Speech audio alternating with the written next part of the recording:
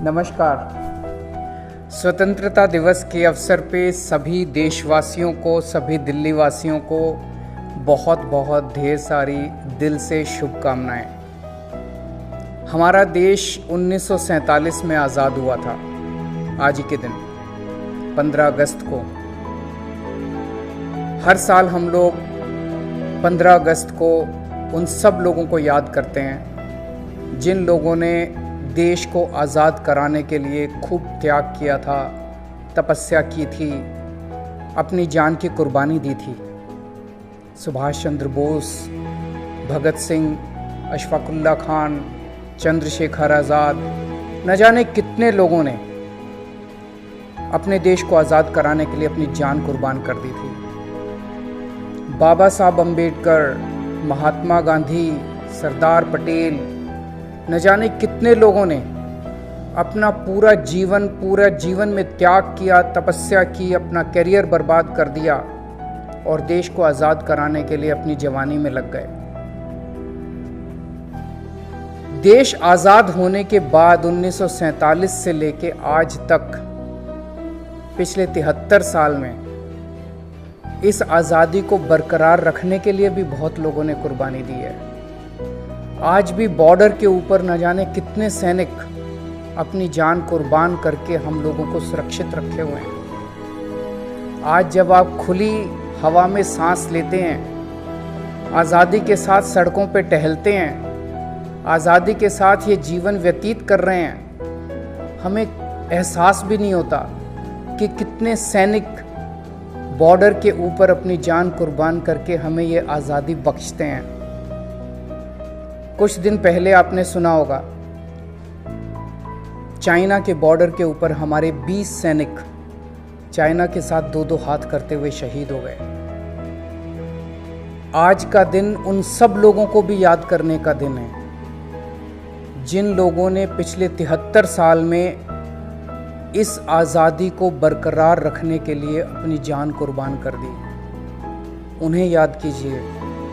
उनके परिवार ने कितनी बड़ी कुर्बानी दी, उन्हें याद कीजिए। और इस आज़ादी को बरकरार रखने में हमें भी अपना योगदान देना है।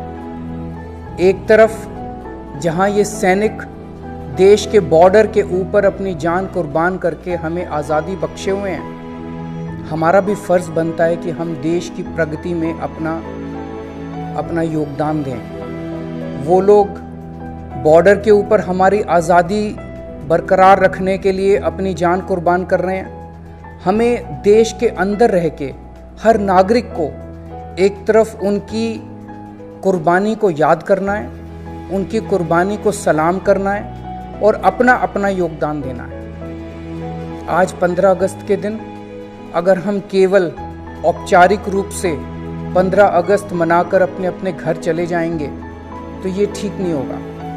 हमें भी अपनी तरफ से देश को आगे बढ़ाने के लिए अपना योगदान देना है। तो मैं आज आप लोगों से 3 चीज़ों की दरख्वास्त करता हूँ। पहली चीज़, आज हम प्रण ले सकते हैं कि हम अपने जीवन में कभी कोई भ्रष्टाचार नहीं करेंगे, ना रिश्वत देंगे ना रिश्वत लेंगे।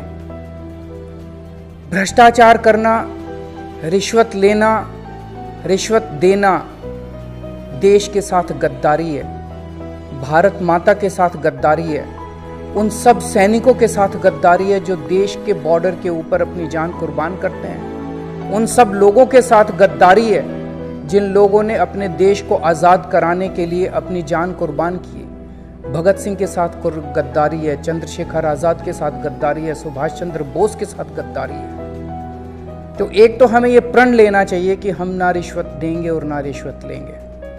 दूसरा, प्रदूषण। हमें ये प्रण लेना चाहिए कि हम ऐसा कोई काम नहीं करेंगे जिससे जल या वायु का प्रदूषण होगा। अगर आज हम अपनी धरती को प्रदूषित करते हैं, अगर आज हम अपने जल को प्रदूषित करते हैं, हम अपनी वायु को प्रदूषित करते हैं, न केवल हम अपने देशवासियों की जान के साथ खेल रहे हैं बल्कि आने वाले जनरेशन्स, आने वाली पीढ़ियों की भी जान को हम दांव पे लगा रहे हैं।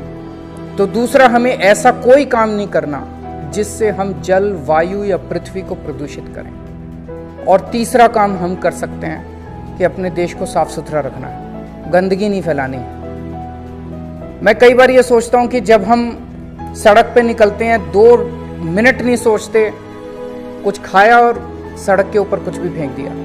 ये सड़क भी तो अपनी है। जितनी पब्लिक प्लेसेस हैं, पब्लिक प्लेसेस के ऊपर अपने घर में नहीं फेंकेंगे, अपने ड्राइंग रूम में नहीं फेंकेंगे, लेकिन सड़क पे निकल के तुरंत कुछ ना कुछ फेंक देंगे।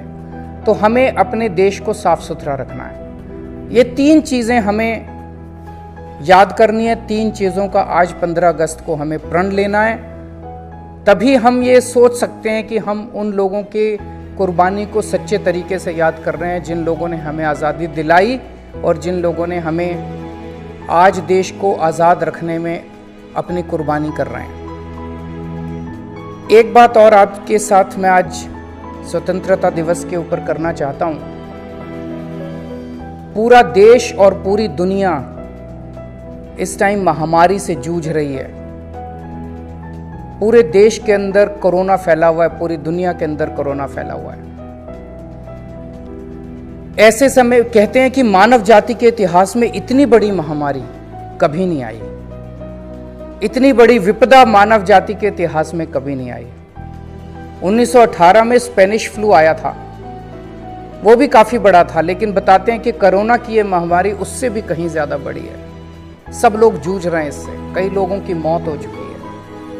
ऐसे में मुझे दिल्ली के लोगों के ऊपर गर्व है।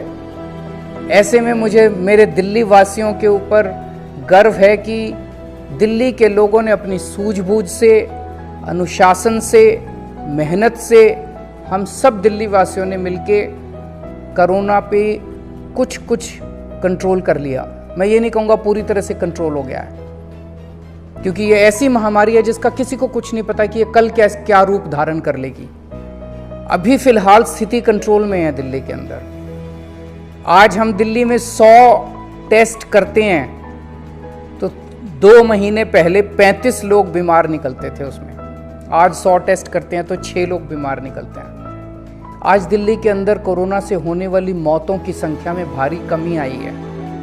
2 महीने पहले जहां रोज 100 से ज्यादा मौत हो रही थी, आज दिल्ली के अंदर 20 से भी कम मौत हो रही है। इसको भी कम करना है, इसको 0 लाना है। एक भी मौत नहीं होनी चाहिए कोरोना की वजह से। उस दिशा में भी सब लोग लगे हुए हैं, लेकिन काफी कमी आई है। आज दिल्ली में 90% से ज्यादा लोग जो कोरोना से संक्रमित हुए थे वो ठीक होकर घर जा चुके हैं। केवल 7% लोग बीमार बचे हैं, उनका भी इलाज चल रहा है। भगवान करेगा वो भी जल्दी स्वस्थ होंगे। तो दिल्ली में हम सब लोगों ने मिलके, दिल्ली के 2 करोड़ लोगों ने मिलके कई स्टेप्स उठाए। सबसे अहम स्टेप था कि हम लोगों ने टेस्टिंग खूब कर दी। गली गली के अंदर हमने टेस्टिंग की सुविधा दे दी कि जिसको टेस्ट कराना है वो टेस्ट करा सकता है। और टेस्ट कराने के बाद अगर कोई बीमार था, अगर उसको थोड़े से लक्षण थे, माइल्ड लक्षण थे, एसिम्प्टोमेटिक था, उसका घर पे इलाज किया, उसको ऑक्सीमीटर घर पे पहुंचा दिया, उसका घर पे इलाज किया। और अगर उसमें सीवियर लक्षण थे, ज़्यादा बीमार था, ज़्यादा तकलीफ थी, उसके लिए अस्पताल में बेड्स का इंतजाम कर दिया, खूब बेड्स का इंतजाम कर दिया। आज हमारे सारे बेड खाली पड़े हुए हैं। तो ये 3-4 कदम बड़े बड़े हम लोगों ने दिल्ली में उठाए, जिसकी वजह से आज स्थिति नियंत्रण में नजर आती है। देश भर में इस टाइम कोरोना विकराल रूप धारण कर चुका है। 60,000 से ज्यादा केस डेली आ रहे हैं, 1,000 से ज्यादा मौतें डेली हो रही है। मुझे बेहद चिंता होती है सोच सोच के। इसे भी हम सब लोगों को मिलके, एक साथ मिलके, इकट्ठे होके एक देश की तरह कोरोना के संकट का सामना करना है। सभी सरकारें अच्छा काम कर रही हैं, सभी राज्य सरकारें अच्छा काम कर रही हैं, केंद्र सरकार बहुत अच्छा काम कर रही है।